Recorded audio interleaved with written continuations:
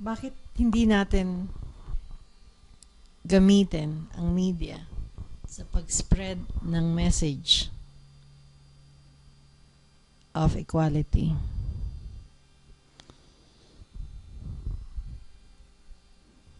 Kailangan natin ng maraming pera para gawin yun.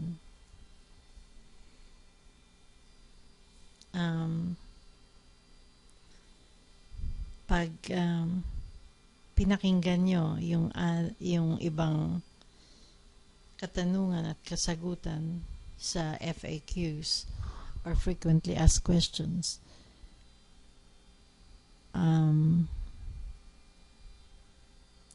nakakatakot ang mensahe nito para dun sa mga in power at itong mga tao na ito ay pinoprotektahan nila ang kanilang mga aksyon na base sa greed and distraction, kung saan hindi nila gustong mag-participate sa pagtulong.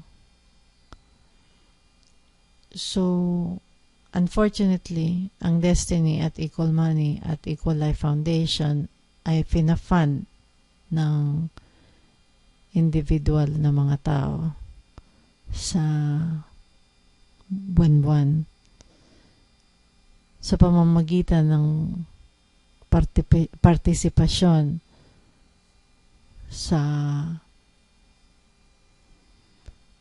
Destiny Eye process na isang kurso para magkaroon ng self-change ang isang tao, o kaya sa pag-participate sa o pagbibili o pagbili ng blog book o ng Equal Money book na lumalabas monthly. Ito ang nagfa-fund dito sa Equal Money. Walang funding na galing sa government o sa anumang korporasyon o sa anumang non-profit organization dito sa mundo. Kami ay mga tao lang na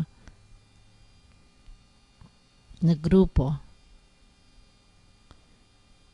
na nagpo-push nito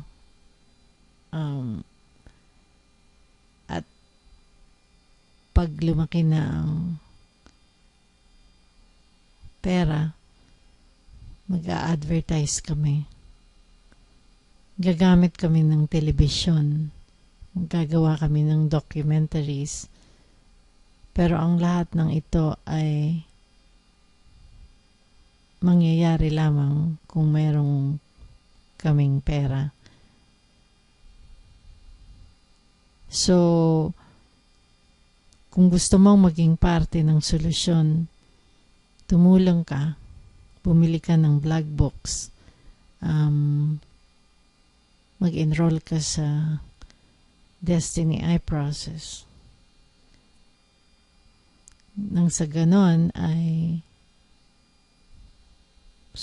makapagsuporta ka sa mga Destonians o mga tao na gumagawa na nitong mga ito, naka-enroll na sa kurso na Destiny Eye process o kaya nakabili na, bumibili na ng mga blog books. At pwede mong suportahan din ang Equal Life Foundation. At sa ganitong paraan,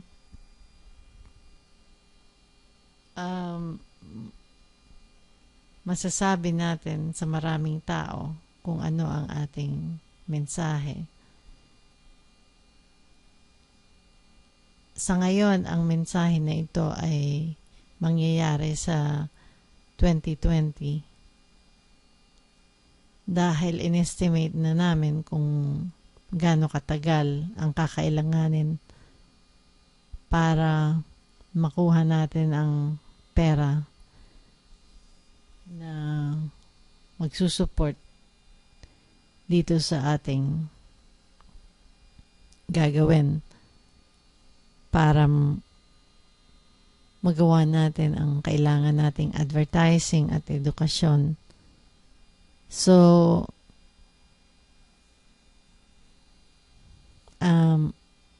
maraming oras ang kailangan natin. Maraming taon. Kakailanganin natin